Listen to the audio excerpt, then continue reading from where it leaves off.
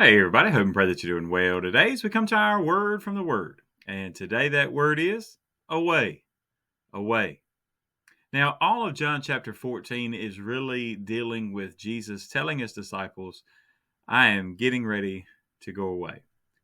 Now, you can imagine how disheartening that would be, but Jesus is encouraging them, especially there in the beginning, throughout the whole passage, but especially in the beginning. We usually focus there. He says, "Hey, I'm going, and if I'm going to prepare a place for you, then I will return for you, and I'll bring you to where I am." And so he talks about that great I am statement of I am the way, the truth, and the life, and no man comes to the Father but by me. So we have that great truth there, and they had that great truth, but they were still confused. And as they go through, oftentimes we look at it and say, how do they not see what he was telling them? Well, remember, they didn't understand, and how many times we don't understand when we're in the midst of it. But once it's over and we look back, then we can see clearly. How many times in your life have you noticed, in the times of struggle and difficulty and even the good times that you didn't realize what God was doing until it was over, and you look back and you say, man, God, I can see where you were weaving that all together. I always love the example of Joseph in the Old Testament, that once he was put in place to save the nation, but and the Egyptians as well, but he saves the nation, and you look back all the things that had to line up for that to happen. It was God in control. So you can imagine here that as the disciples are having a hard time hearing it and not understanding, that Jesus even gives them a little bit of encouragement with that. He says, well, look, there's a reason that I'm going away, and there's also a reason that I'm telling you this now. So notice what he says. We're going to look towards the end, verses 27 through 31 of John chapter 14. Peace I leave with you. My peace I give to you. Not as the world gives do I give to you. Let not your heart be troubled, neither let it be afraid. You've heard me say to you, I am going away and coming back to you. If you loved me, you would rejoice because I said, I am going to the Father, for my Father is greater than I. And now I have told you before it comes, that when it does come to pass, you may believe. I will no longer talk much with you, for the ruler of this world is coming, and he has nothing in me. But that the world may know that I love the Father, and as the Father gave me commandment, so I do.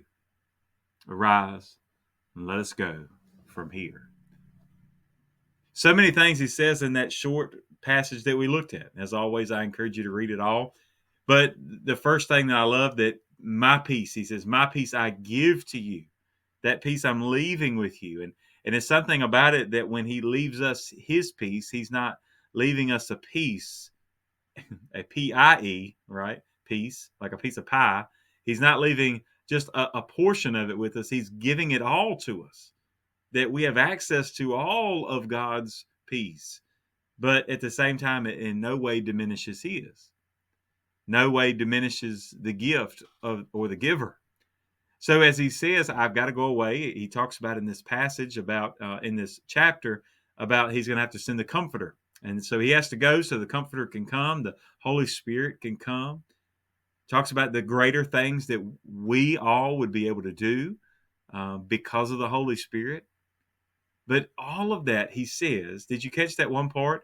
He says, I'm doing this. I'm telling you this now so that when that time comes, you will believe. Right now, as we look out in our world, there's a lot of things that seem uncertain. And a lot of times, let's be honest, we wish it would just all go away. That's our word for today, right away. Jesus was preparing to go away to send another.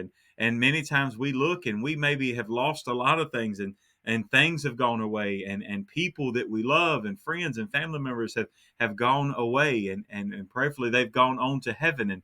And we rejoice the same way the disciples should have been rejoicing that Jesus was going to heaven because of what that meant. The same way that we should rejoice when believers pass on, pass away from this life and breathe that next breath of celestial air in heaven, we should rejoice for them there that they do go away.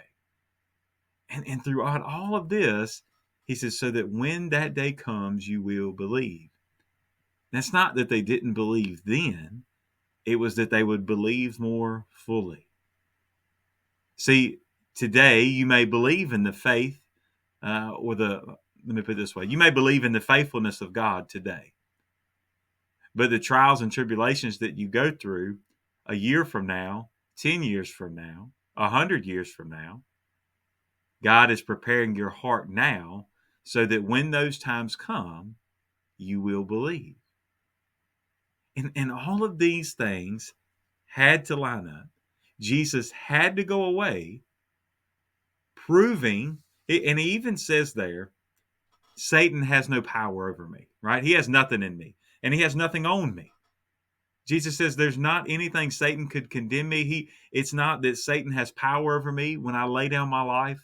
It's that simply that I am laying down my life, that sinless life, so that I can be victorious, so that I can conquer death, hell, and the grave, so that I can ascend back to the Father, so that I can send, so that God the Father will send the Holy Spirit, and so that when the time comes, that I will call you all home with me for all eternity. But all that could only happen if he'd gone away. See, when he says, I'm leaving you peace, doesn't mean that it was going to be free of trials and tribulations. In fact, he tells the disciples just the opposite. It's going to be filled with trials and tribulations. He says, but take heart, I've overcome the world. And he talks about how faith is the key that overcomes all of that. He is telling us all so that we too would believe. But none of it would have happened had he not gone away. God bless you, and I pray you have a great, great day.